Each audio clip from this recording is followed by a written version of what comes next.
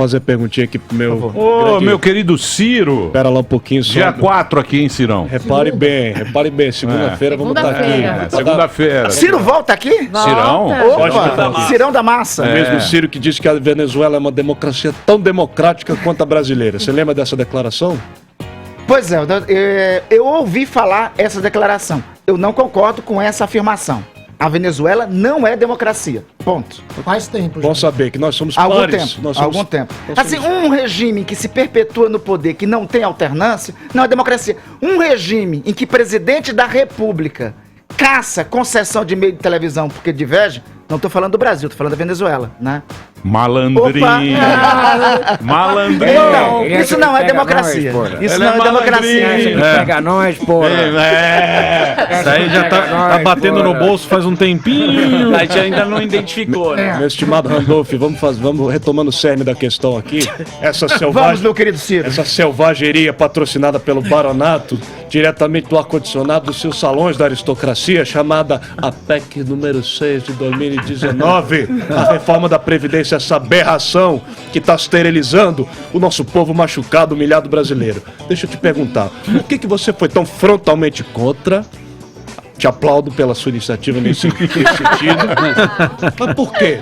Porque, e a Redes, aquele seu partideco, melancia, né? É verde por fora, vermelho por dentro. Todo aquele verniz todo lá. Nós não respeitamos. É aquele esquerdismo Nesquik. Esquerdismo suco verde, tá? Eu te pergunto.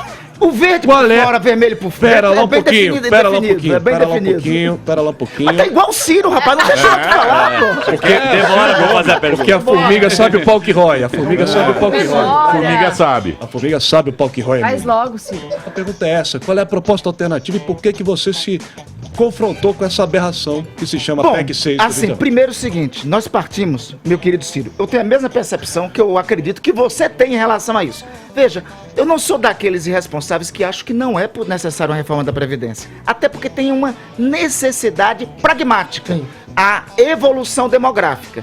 A média da idade no Brasil está aumentando nos últimos períodos. Agora, eu divergi, por isso votei não, em vários aspectos da reforma como foi proposta. Primeiro o seguinte, eu não acho justo aumentar a idade das mulheres para aposentadoria e manter a idade dos homens. O ideal era manter a idade de aposentadoria, ou aumentava ambas as idades, ou então faria uma diferenciação na escala, porque não é possível, não é aceitável se tratar, por exemplo, um trabalhador do serviço público com a mesma regra que se trata um trabalhador rural do Nordeste brasileiro, ou um trabalhador da Amazônia. Primeiro aspecto isso. Segundo aspecto, tinha pontos de crueldade na proposta de emenda constitucional. Veja, tem assim, o abono salarial. Não é verdade que o abono salarial, como estava sendo dito por alguns, e o abono salarial foi mantido graças à nossa atuação da oposição. Não é verdade que o abono salarial, como se dizia alguns,